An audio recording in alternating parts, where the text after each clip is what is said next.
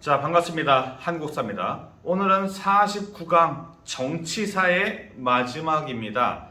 지난 시간에 배웠던 6월 민주항쟁의 결과 우리는 무엇을 쟁취했냐? 민주주의라는 이름으로 직선제 개헌을 쟁취해냈습니다. 우리는 이제 직선제 개헌 이후에 우리의 정치 구도가 어떻게 정권들이 변화해 갔는가를 만나볼 예정입니다. 먼저 노태우 정부부터 만나볼게요. 노태우 정부는 어떻게 등장하게 되었나? 일단 노태우라는 사람은 신군부의 멤버로서 전두환의 후계자입니다. 전두환은 그가 헌법에서 7년 단임제를 했을 때 애초에 전두환은 지가 박정희처럼 계속 독재를 할 마음이 없고 후임자를 내세워서 후임자를 통해서 대한민국을 지배하려는 그런 야욕을 가지고 있었습니다. 그래서 7년 단임제를 썼어요. 그 6월 민주항쟁이 벌어지는 그 이한열 열사의 그 최루탄의 피격 사건 그 이후에 노태우가 민주정의당 대선 후보로 임명이 되었고 이제 6.29 민주화 소송을 말한 자체도 전두환이 아니라 민주정의당 대선 후보 노태우가 전두환에게 건의를 하는 형식으로 이루어내겠다라고 말을 한 겁니다. 그래서 이 1987년 개헌안 다시 복습하자마는 5년 단임제고요. 단임제. 그리고 직선제. 에 따라서 대선을 실시합니다. 민주항쟁의 여파로 당시의 야당에서는 누가 나와도 노태우의 여당은 이기겠다라는 생각을 가지고 있었습니다. 문제는 뭐냐? 이 야당이 단일화에 실패합니다. 이 당시의 야당의 양대 거목 YS랑 DJ 김영삼과 김대중이 단일화를 해야 되고 당시의 시민사회에서 그 두 분한테 단일화를 해달라라고 요구하지만은 마지막에 결렬이 되어서 결국 노태우와 김영삼과 김대중이 모두 3명이 다 대선에 출마하는 상황이 나왔습니다. 그래서 어부지리로 노태우가 승리를 하는 상황이 나왔어요. 여기 득표율을 보시면은 김영삼이 28, 김대중이 27. 즉 이들은 노태우에 반대하는 야당 표인데 합치면은 55가 나오고요. 노태우는 36이에요. 만약에 단일화를 이루어냈다면은 노태우가 당선이 안 됐을 것이라 역사에 만약은 없지만은 이 정도는 다 대충 유추를 할 수 있을 수준입니다. 단일화에 실패해서 결국 2명 다 당선에 실패하고 노태우가 현재까지 대통령 선거에서 가장 낮은 득표율 40%도 안 되는 득표율로 당선에 됩니다.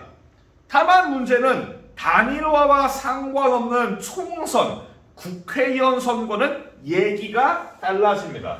일단 제1여당인 민주정의당이 제1당은 맞아요. 요게 여당은 맞습니다.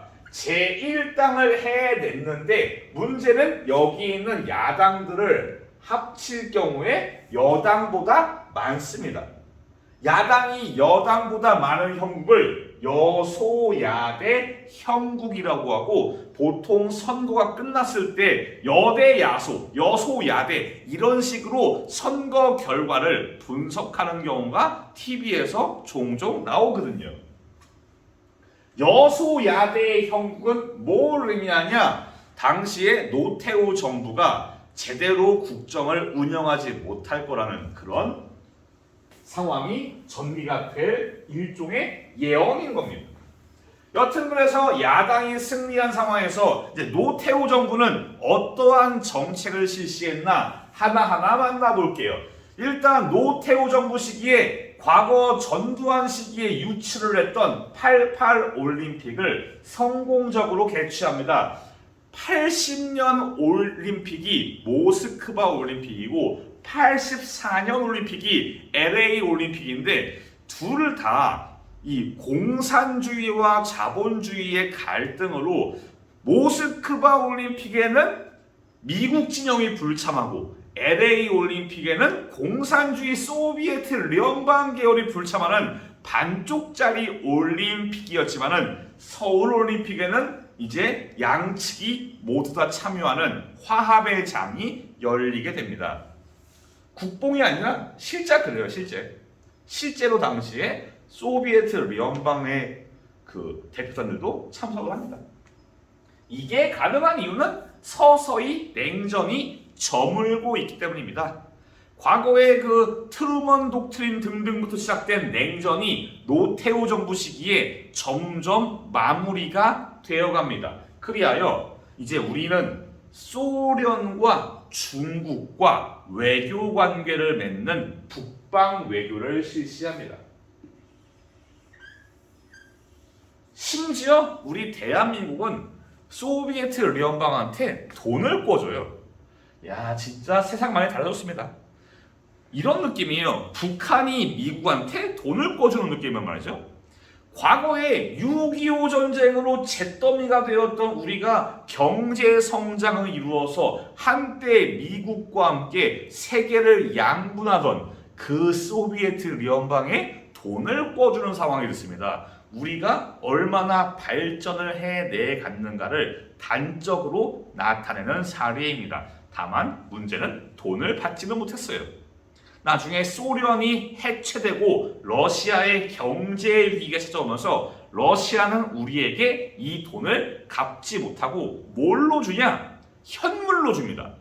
뭐 탱크, 뭐 헬기, 막 이런 물건으로 줍니다. 우리나라는 특이하게 이제 공산권의 전차와 미국의 탱크가 같이 있는 군대가 우리나라 군대예요. 참 그렇습니다.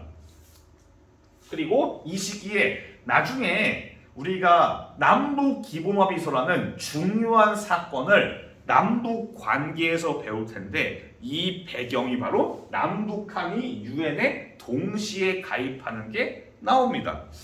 원래는 저게 안 됐던 이유는 우리의 가입을 소련을 거부하고 북한의 가입을 미국이 거부하는 이런 상황들이 나왔어요. 당시에 남한과 북한이 동시에 우리가 화해와 평화의 무드로 같이 가입한다고 이야기를 하니까 반대할 명분이 없거든요. 게다가 당시에는 냉전이 점점 마무리되어가는 그런 상황이었기 때문에 남한과 북한이 동시에 전 국가의 환영을 받으면서 이제 유엔에 동시 가입하게 됩니다. 아까 말했죠? 여소야대라고요. 야당이 많았기 때문에 야당에 의해서 50청문회가 개최가 되고 여기에서 5.18이라던가 과거 전두환 시기에 있었던 민주화 운동의 탄압 등등이 여기에서 거론이 됩니다. 뭐 5.18에 대한 나중에 특별법이 나오고 그런 배경 중에 하나가 이런 겁니다. 이때 청문회의 스타로 떠오른 게 나중에 대통령이 되는 노무현이에요. 이렇게 여소야대 형국에서 야당에 의해서 끌려가는 상황이 계속 나오자 노태우와 민주정의당은 이거를 타개하기 위해서 전격적으로 3당 합당, 여기 민주정의당과 통일민주당과 공화당이 합체를 하는, 크로스를 하는 3당 합당을 이뤄요. 여기에서 애매한 게 김영삼이란 말이죠. 김영삼은 전두환도 싫고 박정희도 싫고 그런 상황인데 이런 말을 해요. 호랑이를 잡으려면 호랑이 굴에 들어가야 된다. 즉 이 당시에 대통령이 되고 이 호랑이, 이 노태우와 전두환 같은 과거의 군부 독재 잔재들을 청산하기 위해서 그쪽으로 들어가는 상황이 나옵니다. 이 3당 합당에 반대했던 사람도 여기 있는 노무현이에요. 이 3당 합당의 기자회견과 전당대회 당시에 이 노무현과 등등의 사람들이 이의가 있다면서 반대를 의미하는 그런 반대를 이야기한 그런 사진들이에요. 여튼 노태우랑 김영삼과 김종필이 합당을 해서 민주자유당이라는 거대 여당이 탄생을 합니다. 여기에서 암묵적인 딜이 있었어요. 다음에 대통령 선거에는 김영삼이 나오고 김종필은 뭘 얻기로 하냐? 내각제를 얻기로 해요. 즉 김영삼이 대통령이 되고 내각제를 얻으면은 대통령은 크게 의미가 없으니까 김종필은 괜찮겠다라는 식으로 김종필은 내각제를 주장하고 김영삼은 다음 대통령 후보에 나서기로 딜이 이루어져요. 이 딜에 따라서 1992년 대선에서 김영삼이 민주자유당의 대표로 나오고 반대편에 김대중 그리고 뜬금없는 현대그룹의 회장이었던 정주영이 국민당을 결성해서 출마를 합니다. 이 결과 김영삼이 당선이 됩니다. 뭐 여담인데 나중에 현대그룹에는 김영삼의 정치 보복이 이루어지기도 합니다. 이렇게 김영삼이 승리를 해서 김영삼 정부가 나오는데 일단 노태우 정부에서 중요한 것은 북방 외교와 남북 정책이에요. 이거는 기본 합의서를 할 때 다시 언급을 하겠습니다. 노태우는 생각보다 정부에서 낼 만한 요소들, 모의고사에 나올 만한 요소들이 많지가 않아요. 중요한 건덕지가 많이 없습니다. 다만 김영삼은 이야기가 달라요. 김영삼 정부는 이런저런 한계 많습니다. 그래서 김영삼 정부가 모의고사에 많이 나옵니다. 사실상 모의고사에 나온다는 개념은 문제가 되지 않을 거라고 봅니다. 이거를 출제했을 때 반대 의견들이 많지가 않다. 쟁점들이 많지가 않다. 이런 게 모의고사에 많이 나오는데 그 중에 거기까지가 노무현까지거든요. 노무현의 남북정책까지입니다. 노무현 대통령이. 근데 김영삼은 애초에 정책들이 많고 하나하나 볼만하거든요. 일단 먼저 금융실명제를 실시해요. 이전까지는 계좌를 차명으로 만들 수가 있었습니다. 뭐 예를 들면 제가 가지고 은행에서 저기요, 저 계좌 만들려고요. 계좌 주인의 이름이 무엇입니까? 저 김원화요. 이래도 되는 겁니다. 다른 사람의 이름을 들이밀거나 심지어 아예 없는 사람의 이름을 들이밀어도 계좌가 발급이 되었습니다. 이런 상황 속에서 이런 차명 계좌들은 어디에 악용이 되냐? 비자금과 같은 부정부패에 많이 악용이 되었습니다. 그래서 김영삼 정부는 전격적으로 실명제를 실시해요. 전격 그 자체입니다. 갑자기 신문에 발표합니다. 오늘부터 모든 거래는 실명거래다. 갑자기 오늘부터라고. 사전에 준비를 할 시간을 안 줍니다.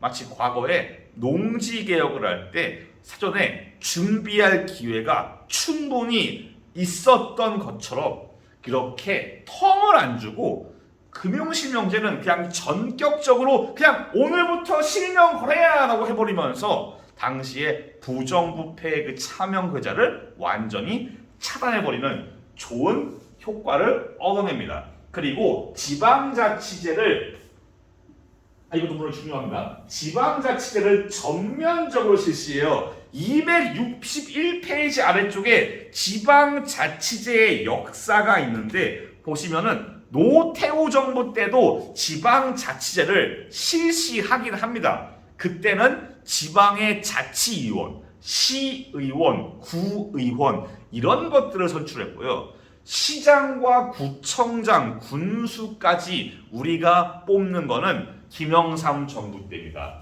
완전히 전면적인 지방자치제를 실시를 하게 되는 겁니다. 이 시기에는 역사 바로 세우기를 실행합니다. 그래서 뭐 전두환, 노태우 같은 군사 정권의 잔재 다 날려버리고 전두환과 노태우가 결성했던 사조직 하나회도 전격적으로 날려버려요. 비밀리에 회의를 하면서 사전에 하나회가 미리 눈치를 채지 못하게 사전에 준비를 철저히 한 다음에 갑자기 하루아침에 하나회 장군들을 다 날려버리고 군사권을 다 박탈해버리면서 전격적으로 하나회를 빗자루로 쓰레기를 쓰듯이 다 쓸어버립니다. 또한 친일 잔재를 청산합니다. 정확히는 친일이라기보다는 일본의 잔재라고 해도 좋습니다. 뭐 예를 들면은 국민학교가 초등학교로 이때 바뀝니다. 그리고 경복궁 앞을 가로막고 있던 조선 총독부 청사를 없애버려요. 김영삼 정부 때는 유독 초기에 일본 애들이 역사 관련으로 시비를 많이 걸어요. 뭐 자기들이 우리의 근대화에 도움이 되었다. 이딴 소리를 하니까 당시에 김영삼 대통령이 완전히 열받아가지고 이 중국과 정상회담을 하는 그런 상황에서 이런 말을 합니다. 일본 놈들의 버르장머리를 고쳐놓겠다. 일본의 버르장머리를 고치겠다는 말을. 이걸 보고서 당시에 일본 사람들은 야, 버르장머리를 뭐라고 번역해야 되냐? 라고 혼란에 빠졌다고 합니다. 여튼간에 애초에 김영삼의 의지가 확고했습니다.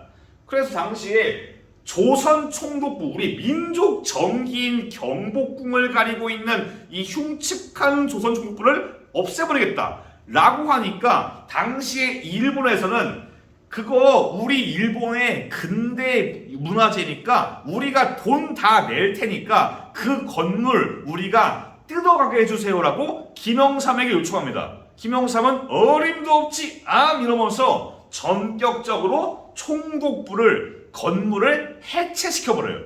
심지어 철거식을 8월 15일에 하면서 전격적으로 폭죽도 쏘고 막 이러면서 총독부 건물을 해체하게 됩니다. 역사바로서 여기도 중요한 키워드고 사실상 김영삼 정부는 모든 게 다 키워드라고 보시면 좋습니다. 이 시기에는 경제가 성장해서 경제협력개발기구 선진국만이 가입한다고 전해지는 이 OECD에 가입을 합니다. 그래서 1인당 GDP도 제법 많이 늘어나요. 그래서 우리가 선진국의 반열에 들어섰구나. 우리가 경제 성장 이뤘구나. 과거의 잿더미는 한강의 기적을 거치면서 드디어 이때 완성이 되었다 막 좋아하는데 이거를 가입하기 위해서 우리는 너무 양적인 팽창을 많이 했어요. 이런 느낌이에요. 중국에 예전에 아파트를 지을 때 아파트를 철근으로 지어야 되는데 이 기둥을 철근이 아니라 대나무로 지은 아파트가 있어서 이 아파트가 홀라당 넘어간 적이 있어요. 즉 당시에 우리는 양적인 팽창을 엄청 많이 했는데 실상은 골마 들어가기 직전이었던 겁니다. 이게 터지는 게 IMF 외환위기입니다. 요거는 다음번에 경제사를 할 때 좀 더 자세하게 설명을 드릴까 합니다. 그래서 김영삼이 초반에 지지율이 되게 높았어요.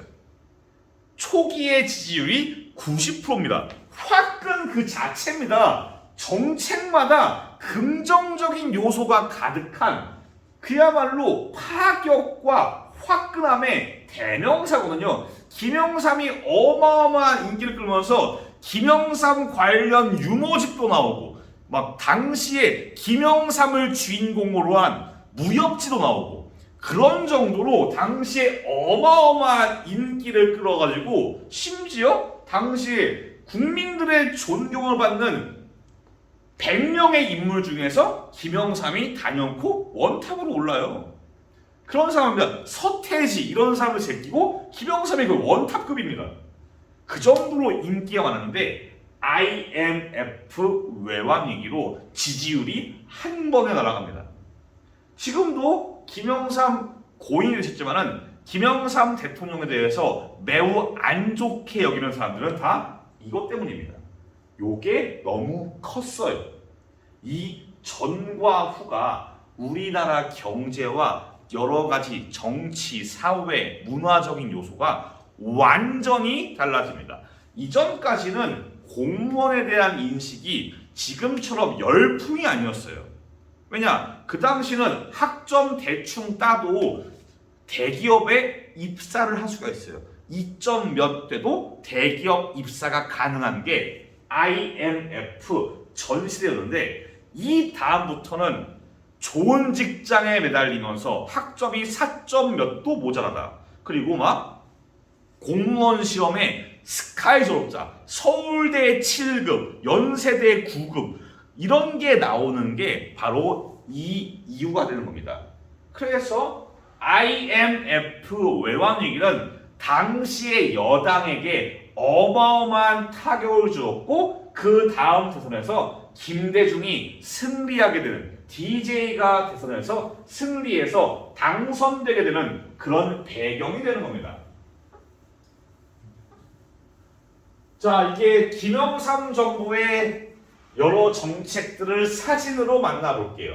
먼저 여기 당시의 재판입니다. 12.12와 5.18 그리고 인마이 포켓으로 슈킹했던 비자금들에 대한 여러 가지 재판들이 이루어지는 상황이고, 둘이서 손 꼭 잡고 나란히 서가지고 전두환 사형, 노태우 징역 22년 6월 이런 식으로 적용이 되는 겁니다. 물론 나중에 사면되지만요. 그리고 요게 총독부의 천탑을 날려버리는 거예요. 해체. 요거는 지금 독립기념관의 별도의 공간에 있습니다. 우리가 일반적인 인식이 총독부 건물을 폭파수로 날려버렸다고 오해하는데, 그 정도는 아니고요. 폭파로 날려버리면 먼지가 얼마나 많아. 그건 아니고요. 그냥 첨탑을 띄워버린 다음에 나머지는 그냥 노멀하게 해체를 합니다. 여기 폭죽 보이시죠? 당시에 이게 어마어마한 화제였습니다. 그리고 금융실명제의 전격적인 시행, 대통령이 긴급 명령을 발동할 정도로 급박스럽게 이루어졌고, 이 덕택에 당시에 여러 가지 비자금과 부정부패들이 자금이 묶이면서 우리 경제가 좀 깨끗해지는 그런 효과가 되었습니다. 다음은 DJ 정부입니다. 놀랍게도 최초의 평화적인 정권 교체입니다. 혁명이나 군사 반란이 없이 정권이 평화적으로 여당에서 야당으로 넘어간 최초의 사례예요. 우리의 민주주의 역사가 얼마나 험난했는가를 보여줍니다. 이게 최초입니다. 그리고 김대중 정부 때는 뼈를 깎는 구조조정, 부실은행과 부실 기업들을 외국에 매각하고 구조조정을 하면서 뼈를 깎는 노력으로 외환위기를 극복해가지만은, 이 덕택에 이제 수많은 기업들이 사라지고 외국에 넘어가고 이러면서 우리 경제가 큰 타격을 받습니다.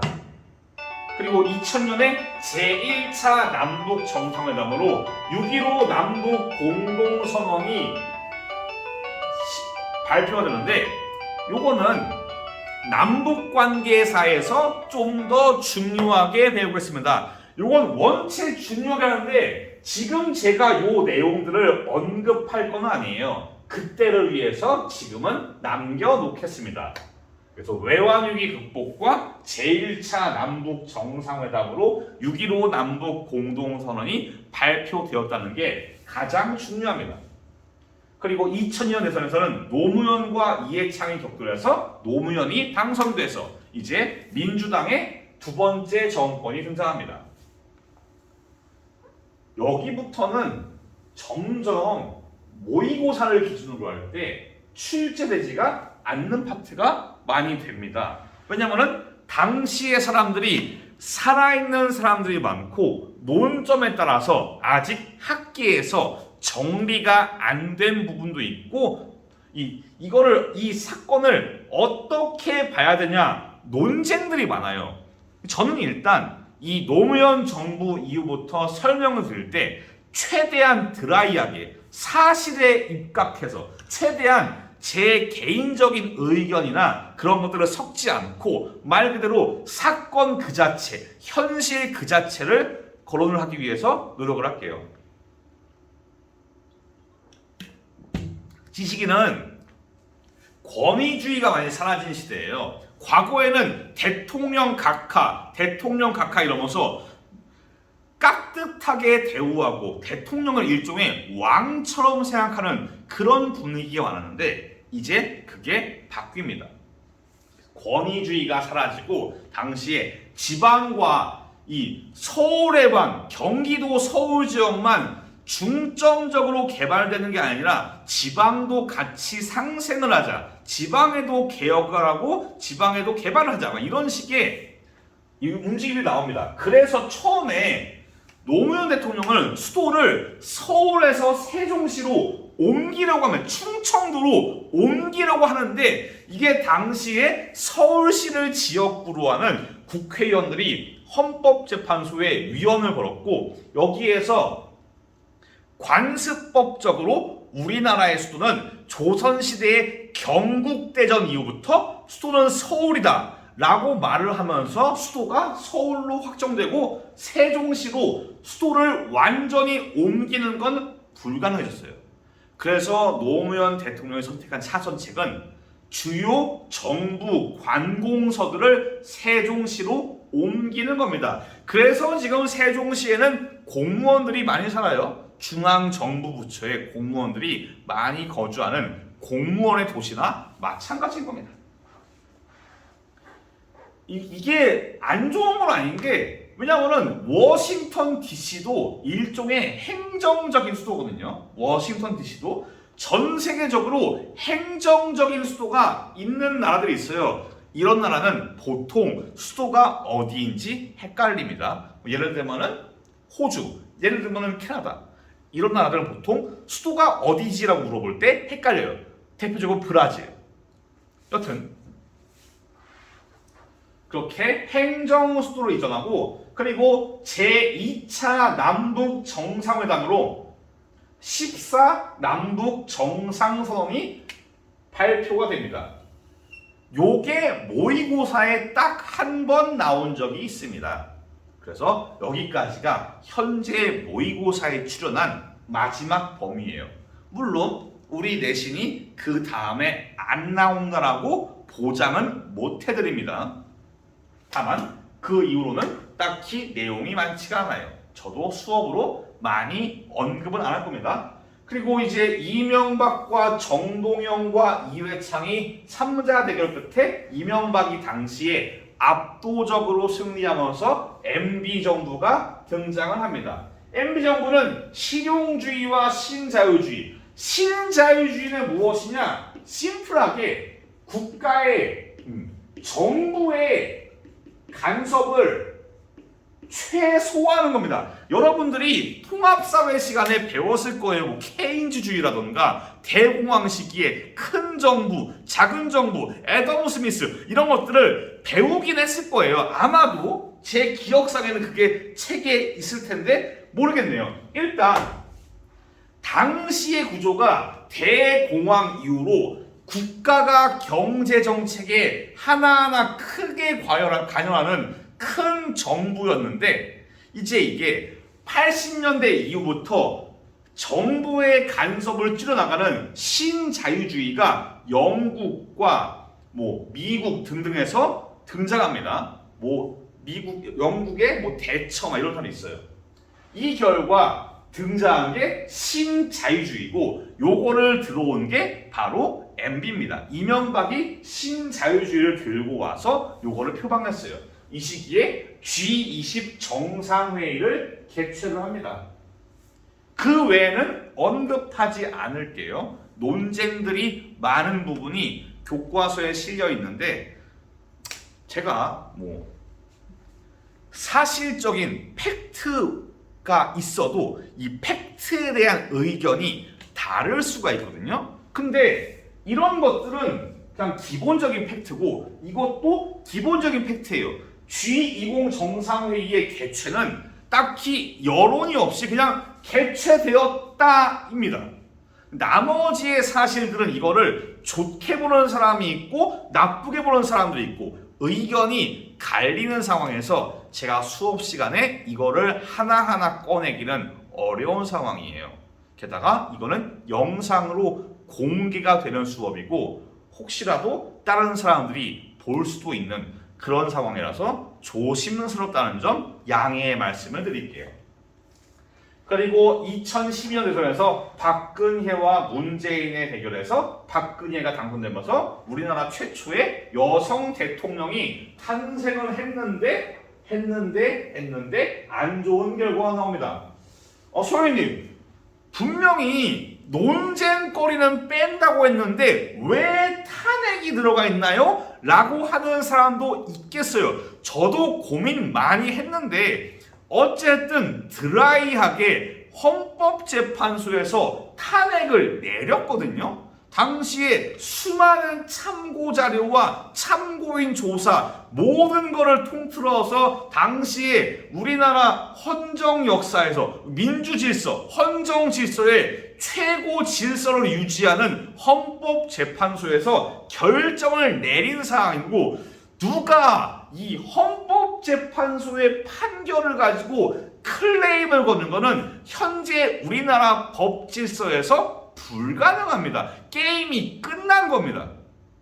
그래서 제가 탄핵까지는 언급을 하고 왜 탄핵이 되었는가는 헌법재판소의 판결을 바탕으로 이들이 내린 판결을 바탕으로 이야기를 할 거예요.